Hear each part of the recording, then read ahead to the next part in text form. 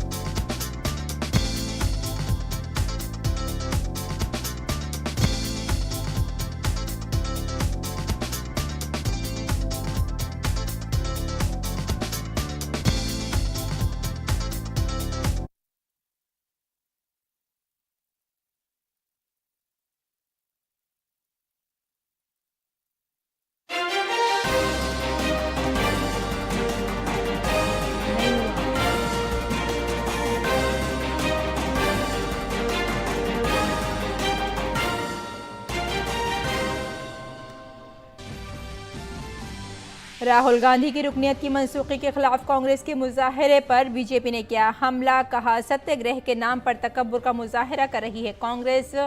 मुल्क और पसमानदा तबकात के खिलाफ नफरत वाले राहुल के बयान को बताया नाकाबिल कबूल।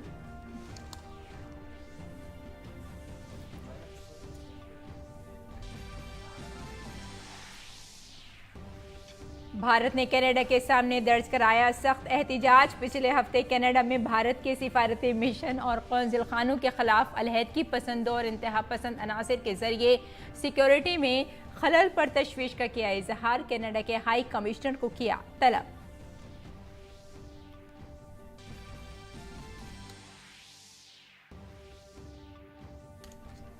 वज़ीर आज़म नरेंद्र मोदी ने एक मरतबा फिर एक भारत श्रेष्ठ भारत के जज्बे पर डाली रोशनी। गुजरात के सौराष्ट्र से तमिलनाडु में बसने वाले अफराद का किया जिक्र। साथ ही वीर लास्त बोरफुकन जी की 400वीं यौम पैदाइश पर तकरीबन 45 लाख अफराद से मिले मज़ामीन का भी किया जिक्र। मरकजी वज़ीर दाखिला अमित शाह का कर्नाटक दौरा। निज़ाम के रज़ाकारों के हाथों बेरहमी से मार दिए गए सैकड़ों बेगुनाह भारतीयों की याद में गोराटा में बने यादगार का किया इफ्तिताह। कांग्रेस की खुशामद की पॉलिसी पर किया तंज।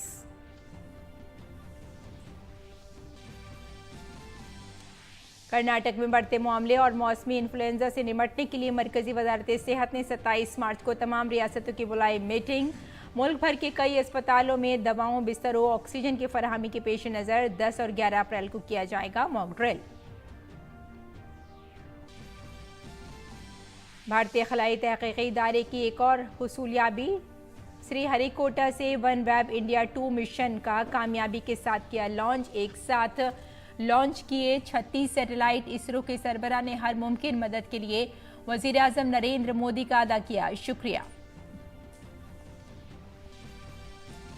खातून आलमी मुक्केबाजी चैंपियनशिप में मुसलसल दूसरी मरतबा सोने का तमगा जीतने के इरादे से निखत जरीन आज फाइनल खेलेंगी। लवलीना बोरगोहेन भी सोने का तमगा जीतने के इरादे से रिंग में उतरेंगी।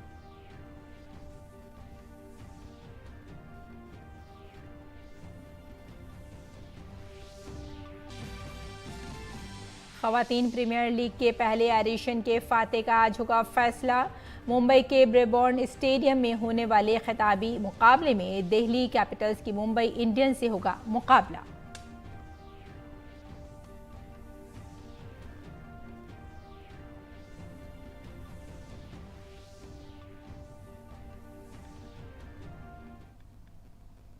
आदाब नाज़रीन, खबरनामे में आपका इस्तकबाल है। मैं हूं आपके साथ रेशमा फारूकी। आइए तफसील से अब खबरों पर नजर डालते हैं। राहुल गांधी की पार्लियामेंट मनसूख होने पर कांग्रेस के मुजाहरे पर बीजेपी ने तंज किया है और बीजेपी के रुकन पार्लियामेंट सुधांशु त्रिवेदी ने कहा कि सत्याग्रह के नाम पर कांग्रेस महात्मा गांधी के मकबरे पर जो कुछ कह रही है उससे इसका तकब्बुर नजर आता है।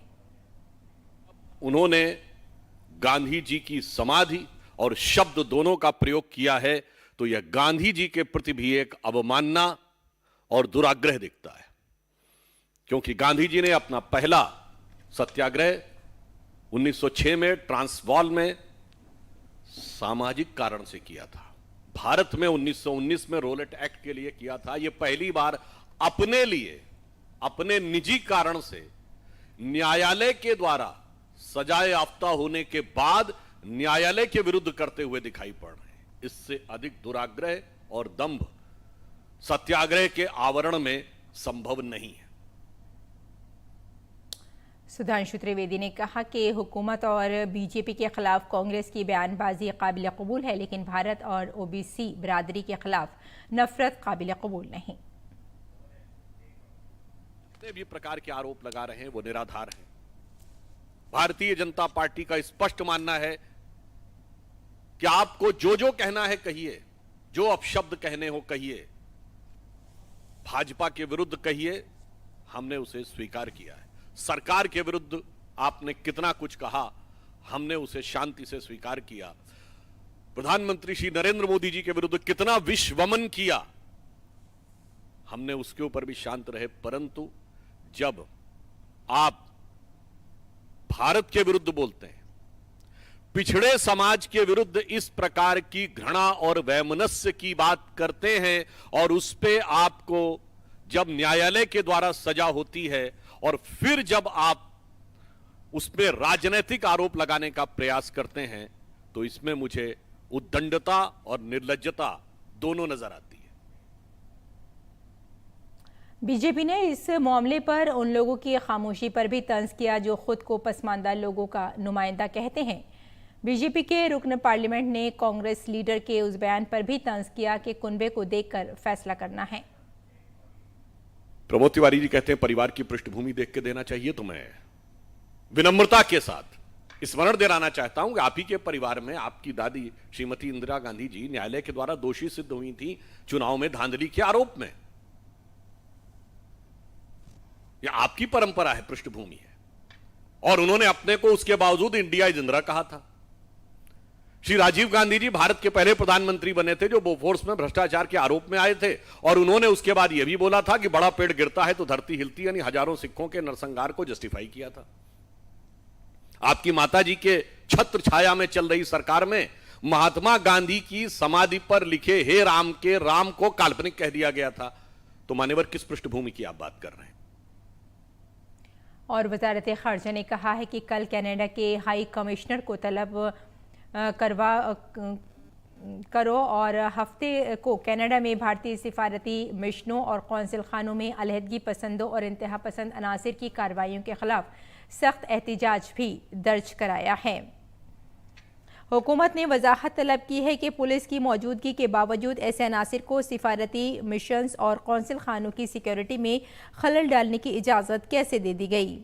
इस हवाले से हाई कमिश्नर को बताया गया कि कनाडा हुकूमत वियना कन्वेंशन के तहत अपनी जिम्मेदारियों की पासदारी करने की पाबंद है और हाई कमिश्नर को कहा गया कि इसमें मुलविस अफराद को गिरफ्तार करके कानूनी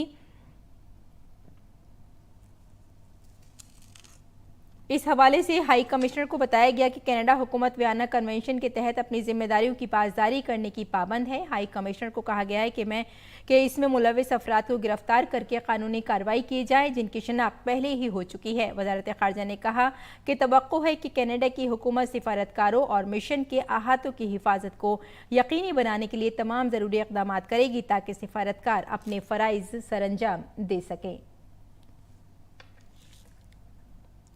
और अगली खबर की जानिब बढ़ते हैं। वज़ीर आज़म नरेंद्र मोदी ने अपने माहाना प्रोग्राम मन की बात में ख़वातीन की ताकत की अहमियत पर जोर दिया। वज़ीर आज़म ने ख़वातीन की बढ़ती हुई शिराकत का भी जिक्र करते हुए कहा कि ख़वातीन को नए भारत के ख्वाबों की तवानाई भी बताया।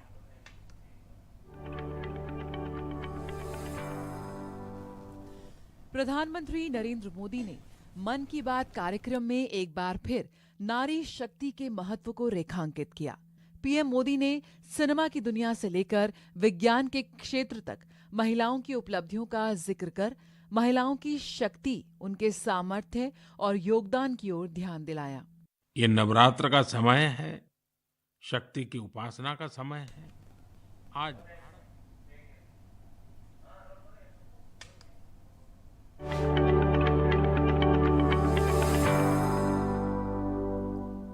वज़ीर-ए-आज़म मोदी ने माहाना प्रोग्राम मन की बात के 99वीं कड़ी में एक भारत श्रेष्ठ भारत का जिक्र किया। उन्होंने कहा कि वक्त गुजरने के साथ साथ मुल्क में हालात के मुताबिक बहुत सी रवायात परवान चढ़ती हैं। ये रवायात सकाफत की मजबूती में इजाफा करती हैं और इसे रोजाना नई ताकत देती हैं। वज़ीर-ए-आज़म मोदी ने चंद माह कबल काशी तमिल संगमम के दौरान काशी और तमिल खित्ते के दरमियान सदियों पुराने तारीखी और सकाफती रिश्तों को भी उजागर किया। एक भारत श्रेष्ठ भारत के जज्बे के तहत तमिलनाडु और सौराष्ट्र को जोड़ने के लिए गुजरात के मुख्तलिफ हिस्सों में सौराष्ट्र तमिल संगमम का इनकाद किया जा रहा है। सदियों पहले सौराष्ट्र के अनेकों लोग तमिलनाडु के अलग अलग हिस्सों में बस गए थे। ये लोग आज भी सौराष्ट्री तमिल के नाम से जाने जाते हैं। उनके खान पान, रहन सहन, सामाजिक संस्कारों में आज भी कुछ कुछ सौराष्ट्र की झलक मिल जाती है। मुझे इस आयोजन को लेकर तमिलनाडु से बहुत से लोगों ने सराहना भरे पत्र लिखे हैं। मदुरई में रहने वाले जयचंद्रन जी ने एक बड़ी ही भावुक बात लिखी है। उन्होंने कहा है कि 1000 साल के बाद पहली बार किसी ने सौराष्ट्र तमिल के रिश्तों के बारे में सोचा है। सौराष्ट्र से तमिलनाडु आकर के बसे हुए लोगों को पूछा है। वज़ीर-ए-आज़म ने कहा कि बहादुर लसित बोरफुकन जी के 400वीं यौम पैदाइश पर तकरीबन 45 लाख लोगों ने मज़ामीन लिखकर अपने जज्बात का इजहार किया है, जो एक भारत श्रेष्ठ भारत के रूह की अक्कासी करते हैं। हम वीर लासित बोरफुकन जी की 400वीं जयंती मना रहे हैं। वीर लासित बोरफुकन ने अत्याचारी मुगल सल्तनत के हाथों से गुवाहाटी को आजाद करवाया था। आज देश इस महान योद्धा के अदम्य साहस से परिचित हो रहा है। कुछ दिन पहले लासित बोरफुकन के जीवन पर आधारित निबंध लेखन का एक अभियान चलाया गया था। आपको यह जानकर आश्चर्य होगा कि इसके लिए करीब 45 लाख लोगों ने निबंध भेजे। आपको ये जानकर भी खुशी होगी कि अब यह एक गिनीज रिकॉर्ड बन चुका है। और सबसे बड़ी बात है, और जो ज्यादा प्रसन्नता की बात यह है कि वीर लासित बोरफुकन पर ये जो निबंध लिखे गए हैं, उसमें करीब करीब 23 अलग अलग भाषाओं में लिखा गया है और लोगों ने भेजा है। इनमें असमिया भाषा के अलावा हिंदी, अंग्रेजी, बांग्ला, बोडो, नेपाली, संस्कृत, संथाली जैसी भाषाओं में लोगों ने निबंध भेजे हैं। मैं इस प्रयास का हिस्सा बने सभी लोगों की हृदय से प्रशंसा करता हूँ। ये बात काबिल जिक्र है कि सदियों से हमारे मुल्क में मशरिक से मगरिब और शुमाल से जुनूब तक लोग एक जगह से दूसरी जगह जाकर आबाद होते रहे हैं। इस तनाजुर में वज़ीर-ए-आज़म ने गुजरात के सौराष्ट्र से तमिलनाडु नकल मकानी करने वाले लोगों का हवाला देते हुए एक बार फिर एक भारत श्रेष्ठ भारत के एहसास को उजागर किया। Bureau report, DD news Urdu खबरें।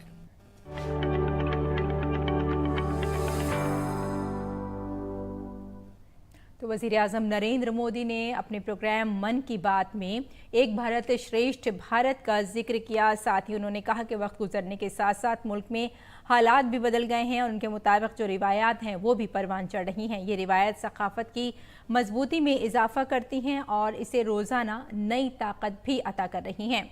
वज़ीर-ए-आज़म नरेंद्र मोदी ने ही चंद माह कबल काशी तमिल संगमम के दौरान काशी और तमिल खित्ते के दरमियान सदियों पुराने तारीख़ी और सकाफती रिश्तों का भी प्रोग्राम मन की बात में जिक्र किया। आगे बढ़ते हैं। वजीर आजम नरेंद्र मोदी ने आज अपने मन की बात प्रोग्राम के 99वें एडिशन में हमवतनों के साथ अपने ख्यालात का इश्तराक किया। प्रोग्राम के दौरान वजीर आजम ने हमवतनों से अपील की कि वो ज़्यादा से ज़्यादा तादाद में आज़ा के अतिया के लिए आगे आएँ। वजीर आजम ने कहा कि मुल्क में ज़रूरतमंद अफराद की एक बड़ी तादाद है जो सेहतमंद ज़िंदगी की उम्मीद में आज़ा अतिया करने वाले के मुंतज़िर हैं। वजीर आजम ने मुल्क की सबसे कम उम्र उज़ू अतिया करने वाली बेटी के वालिदैन से भी बात की।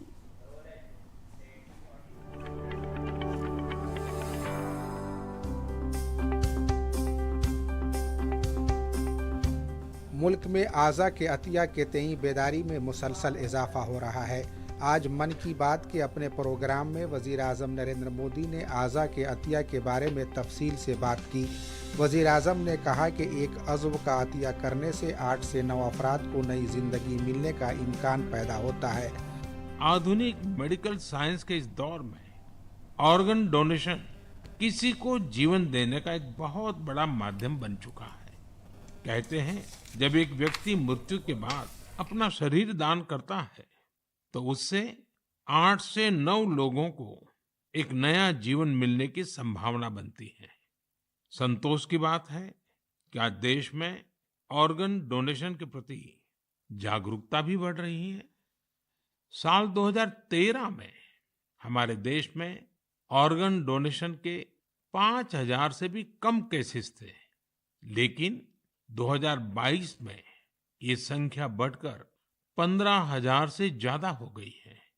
ऑर्गन डोनेशन करने वाले व्यक्तियों ने, उनके परिवार ने वाकई बहुत पुण्य का काम किया।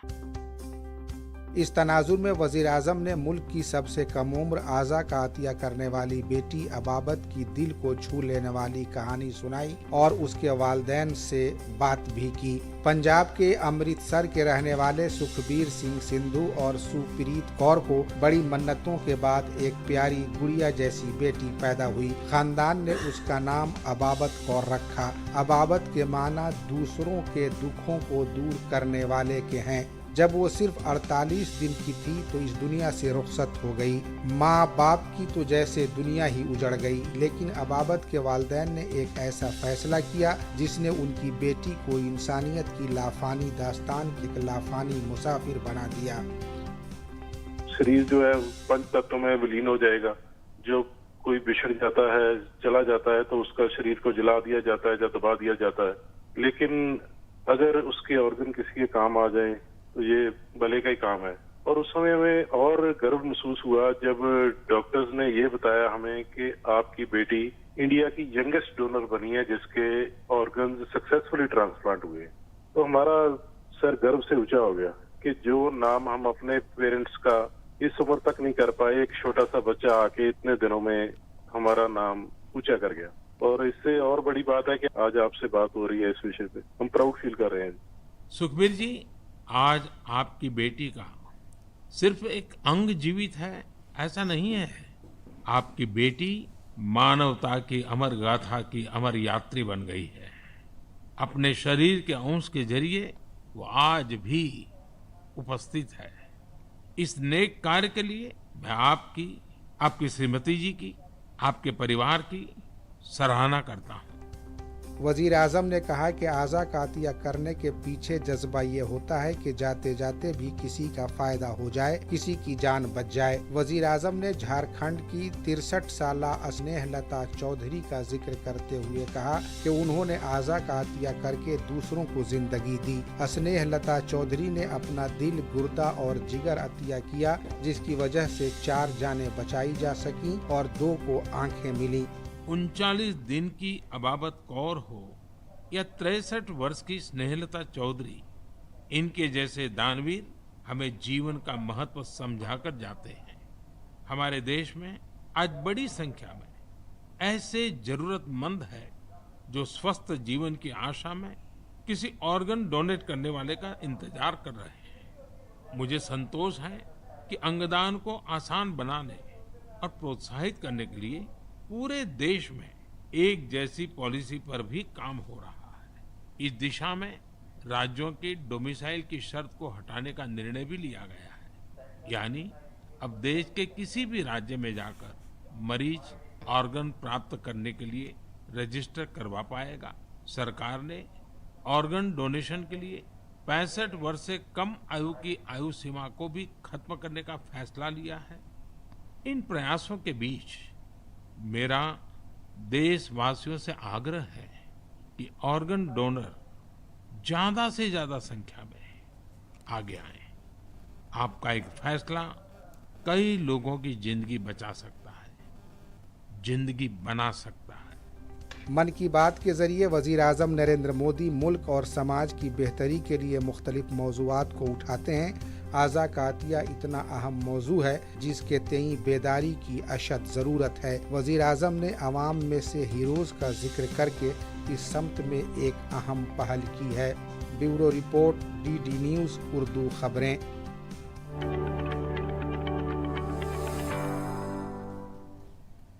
अगली खबर की जानिब बढ़ते हैं। मरकजी वजीर दाखिला अमित शाह कर्नाटक के दौरे पर हैं। वजीर दाखिला ने कर्नाटक के बीदर में गोराटा शहीद की यादगार और सरदार वल्लभ भाई पटेल की यादगार का इफ्तिताह किया। वजीर दाखिला अमित शाह ने कहा कि हैदराबाद की आज़ादी के लिए काम करने वालों को कांग्रेस की खुशामद की सियासत की वजह से कभी याद नहीं किया गया और तेलंगाना की मौजूदा हुकूमत अब भी हैदराबाद का यौम आज़ादी बनाने से कतराती है। मरकजी वज़ीर दाखिला ने बीदर में कहा कि कांग्रेस पार्टी ने वोट बैंक को खुश करने के लिए अक़लियतों को 4% रिजर्वेशन दिया था। उन्होंने कहा कि अक़लियतों को रिजर्वेशन देना आइन के मुताबिक नहीं, आइन में मजहब की बुनियाद पर रिजर्वेशन देने की कोई गुंजाइश नहीं है। उन्होंने कहा कि रियासत और मरकज में बीजेपी हुकूमत ने कर्नाटक में बहुत से मसाइल को हल किया है। इसके साथ ही उन्होंने कहा कि पीएम किसान योजना के तहत कर्नाटक में 54 लाख किसानों को हर साल 10,000 रुपए मिल रहे हैं।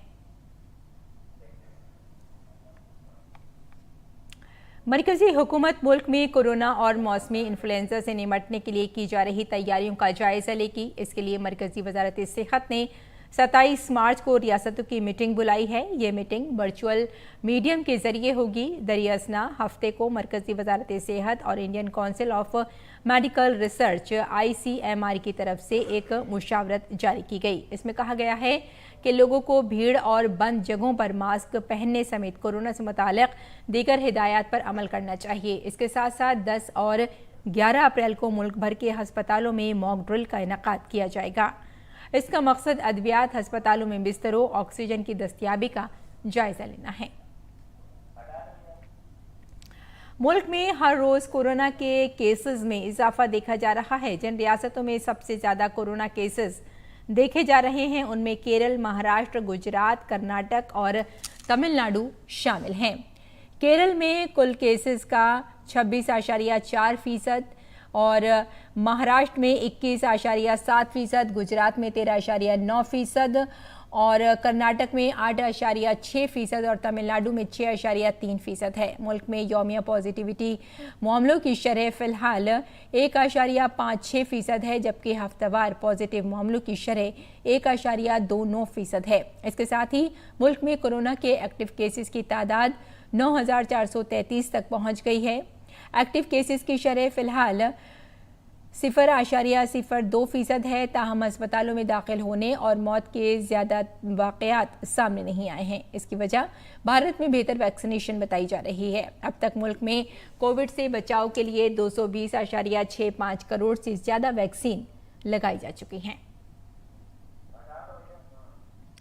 भारतीय खलाई तहकीकी इदारे इसरो ने आज सुबह 9 बजे श्री हरिकोटा के सतीश धवन खलाई मरकज से OneWeb 3M3L to India mission को कामयाबी के साथ लॉन्च किया। इस लॉन्च में 36 सैटेलाइट्स का एक सेट लॉन्च किया गया। ये बरतानिया के OneWeb ग्रुप का दूसरा मिशन है। OneWeb ग्रुप ने न्यू स्पेस इंडिया लिमिटेड के साथ मिलकर अब कुल 72 सैटेलाइट जमीन के निचले मदार में छोड़े हैं। इससे कबल 36 सैटेलाइट्स का पहला सेट गुज़िश्ता साल 23 अक्टूबर को लॉन्च किया गया। 3LVM की छठी परवाज है। इससे कबल ये रॉकेट कामयाबी के साथ 5 मिशन चला चुका है। इसरो के सरबराह S सोमनाथ ने इस कामयाब लॉन्च पर अपनी टीम को मुबारकबाद दी। इसरो के सरबराह ने हर मुमकिन मदद के लिए वजीर आजम नरेंद्र मोदी का शुक्रिया अदा किया। और खवातीन आलमी बॉक्सिंग चैंपियनशिप में 2 गोल्ड मेडल जीतने वाले भारतीय दस्ते को आज मजीद 2 गोल्ड मेडल की उम्मीद होगी। मौजूदा आलमी चैंपियन निखत जरीन और ओलंपिक मेडलिस्ट लवलीना बोरगोहेन आज अपना फाइनल मुकाबला खेलेंगी। Nikhat Zareen 50 kilogram weight category के फाइनल में मद्दे मुकाबिल होंगी। फाइनल में निखत का मुकाबला 2 बार की एशियाई चैंपियन निगविन तीनडाम से होगा। मुकाबले में अब तक उनकी कारकर्दगी शानदार रही है। सेमीफाइनल में निखत ने रियो ओलंपिक्स की कांसे का तमगा जीतने वाली कोलंबिया की एग्रिट वालिनिसिया को एक तरफा मुकाबले में 5-0 से शिकस्त दी थी। निखत मुसलसल दूसरी बार आलमी चैंपियनशिप में गोल्ड मेडल जीतने के लिए पुरअज़्म हैं। एक दीगर फाइनल मुकाबले में टोक्यो ओलंपिक्स के कांसे का तमगा जीतने वाली लवलीना बोरगोहेन 75 किलोग्राम कैटेगरी में फाइनल में मुद्दे मुकाबिल होंगी। लवलीना के सामने ऑस्ट्रेलिया की कैटलिन पार्कर को चैलेंज दरपेश होगा। टोक्यो ओलंपिक्स में कांसे का तमगा जीतने वाली लवलीना इससे कबल आलमी चैंपियनशिप में 2 बार कांसे का तमगा जीत चुकी हैं। इस बार उन्होंने सेमीफाइनल में ली क्यान को शिकस्त दी थी। विमेंस प्रीमियर लीग के पहले सीजन का फाइनल मुकाबला आज मुंबई इंडियंस और दिल्ली कैपिटल्स के दरमियान मुंबई के ब्रेहोन स्टेडियम में खेला जाएगा। मुंबई और दिल्ली दोनों ने ग्रुप स्टेज में शानदार कारकर्दगी का मुजाहरा किया था। ऐसे में फाइनल मुकाबले के दिलचस्प होने की पूरी उम्मीद है। तो नाज़रीन, खबरनामे में फिलहाल इतना ही। इजाजत दें। आदाब।